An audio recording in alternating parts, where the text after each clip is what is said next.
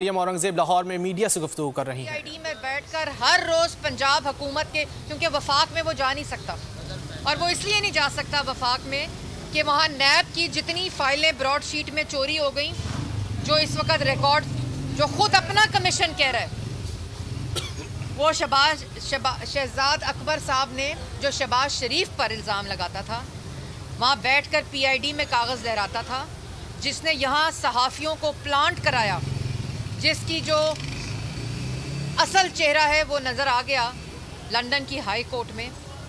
वो मफरूर है वफाक से, वहाँ नहीं जा सकता। लेकिन पंजाब में बैठकर आज भी ढिठाई से, बेशर्मी से, उसी तरह अपना मुंह लेकर इमरान खान का टाउट दूसरों पर इल्ज़ाम लगाता है।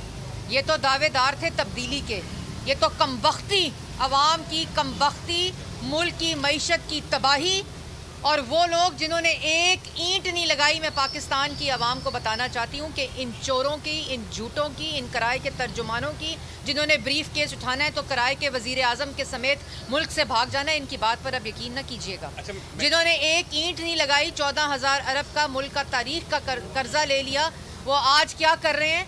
मुल्क की असासे, मुल्क की जो इमारतें हैं, मुल्क की ईंटें बेच रहे हैं और गिरवी रखा रहे हैं। जो कहता था मैं IMF नहीं जाऊंगा, वो आज स्टेट बैंक को IMF में गिरवी रखा रहा है। और ये मुल्क की सालमियत को ख़तरा है। ये जो इक़दाम करने जा रहे हैं, हम इसको ना सिर्फ मुस्तरद करते हैं बल्कि इसके ख़िलाफ़ जंग लड़ेंगे। और स्टेट बैंक को IMF के में गिरवी रखाना बजट से पहले ये पाकिस्तान की आवाम को जानना बहुत ज़रूरी है कि ये मुल्क की तारीख़ में कभी नहीं हुआ कि स्टेट बैंक को ऑटोनमस कर दो। और उसकी ऑटोनमी के साथ क्या होगा कि बाप होगा IMF और मुलाजिम होगा स्टेट बैंक, ग़ुलामी करेगा स्टेट बैंक। और स्टेट बैंक की IMF की ग़ुलामी का मतलब है कि मौजूदा हुकूमत 22 करोड़ अवाम को स्टेट बैंक के ज़रिए IMF का ग़ुलाम बनाना चाहती है। 22 करोड़ अवाम के अंदर, मुल्क के अंदर जो महंगाई होगी वो IMF जिस तरह 2.5 साल से पिछले दरवाजे से पीछे बैठकर कंट्रोल कर रहा है, अब वो स्टेट बैंक के ज़रिए महंगाई को, टैक्स रेट को, ये इकोनॉमिक और जो मॉन्स्टर जिसे कहते हैं, ये उसकी शक्ल इख्तियार करेगा। और हर बच्चा मुल्क का, हर नौजवान नस्ल, 22 करोड़ अवाम ताबे होगी IMF के।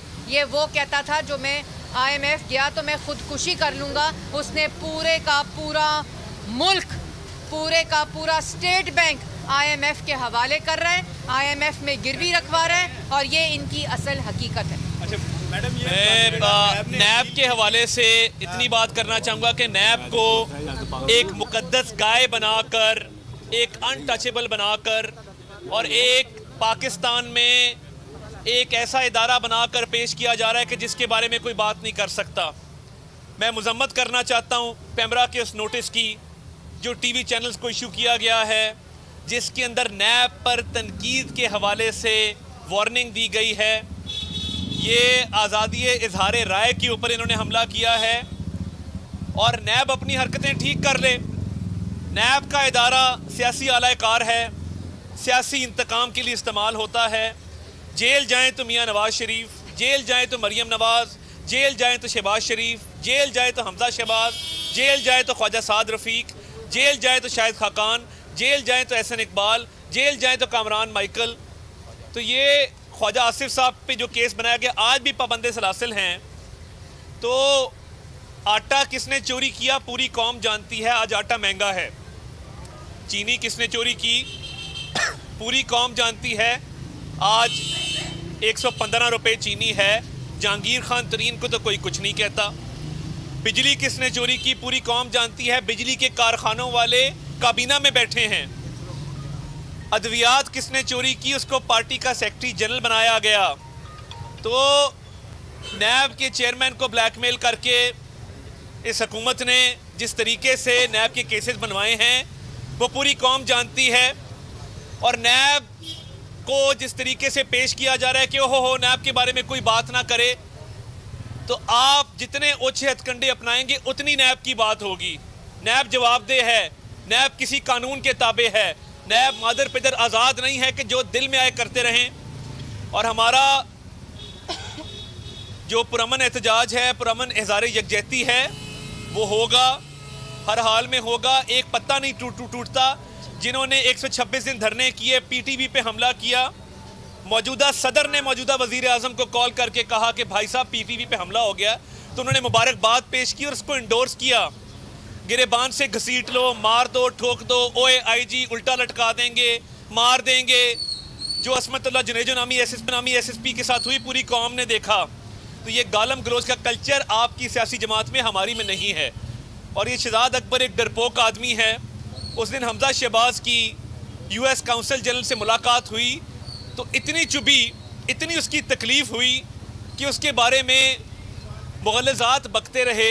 तो मैं उनको बताना चाहता हूँ कि आपकी एक एक मूव को वॉच कर रहे हैं और वक्त आएगा आपको भागने नहीं देंगे। ये सारी करप्शन, सारी चोरी, जितने भी एटीएम्स हैं जो जेबें भर रहे हैं, ये शहजाद अकबर की मुआवनत से भर रहे हैं। और सबसे पहले शहजाद अकबर को जेल में डालेंगे। तो नैब जो केसेस बनाता है, अभी भी जो अराजी का केस बनाया है, उसके अंदर किसी किस्म के ना कोई सबूत हैं, ना कोई इल्ज़ाम है। और रायवेंड अराजी का केस, ये तफ्तीशी टीम भी मानती है कि इस केस में कोई दम नहीं है, फिर भी सियासी इंतकाम का निशाना बनाने के लिए ये केस बनाया गया है। चौधरी शुगर मिल के केस में जिस तरह बेल कैंसिलेशन 9 महीने बाद मूव की गई, आपको पिछले 9 महीने ख्याल नहीं आया? अब यकदम मरियम नवाज शरीफ साहिबा के खिलाफ ये क्यों केसेस बनाए जा रहे हैं? तो अवाम इन सब हकाइक से आगाह हैं और नैब इस मुल्क में एक मजाक बन गया है। और नैब के हवाले से जितने रेफरेंसेस हैं, इनके अंदर जितनी तफसीलात हैं, आप पूछें अदालतों से जाके कि अदालतों में इनका क्या हशर हो रहा है। नैब के हर केस में इंशाल्लाह हम सुरखरू होंगे और नैब को मुंह की खानी पड़ेगी। हाईकोर्ट में जो आप लोगों ने नैब ने अपील की थी कि मरियम नवाज अकेले पेश हो लाहौर हेडक्वार्टर में 26 मार्च को। लाहौर हाईकोर्ट ने वो अपील डिसमिस कर दिया है नैब की और ये कहा है कि ऐसे मामला में अदालतों को ना घसीटें। क्या कहते हैं भाई? ये नहीं कहा था नैब ने लाहौर हाई कोर्ट में। नैब ने लाहौर हाई कोर्ट में कहा था कि खुदा का वास्ता है हमें मरियम नवाज से बचाओ। और ये जो भी बात हो रही है, ये जो केस लेकर गए हैं, एक तो कैंसिलेशन ऑफ बेल और उसके बाद ये जो भोंडा केस लेकर गए हैं, ये मैं आप लोगों की इंफॉर्मेशन के लिए बताना चाहती हूँ कि ये पैनमा की JIT में इन्वेस्टिगेट हो चुका है।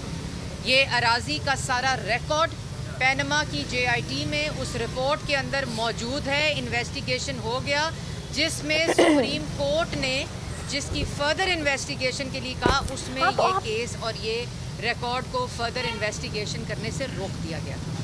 तो ये सिर्फ एक भोंडा। इस वक्त तर्जुमान नून लीग मरियम औरंगजेब मीडिया से बातचीत कर रही हैं और उनकी जानिब से कहा कि अगर कोई कानून की पासदारी नहीं करेगा तो कानून अपना रास्ता बनाएगा।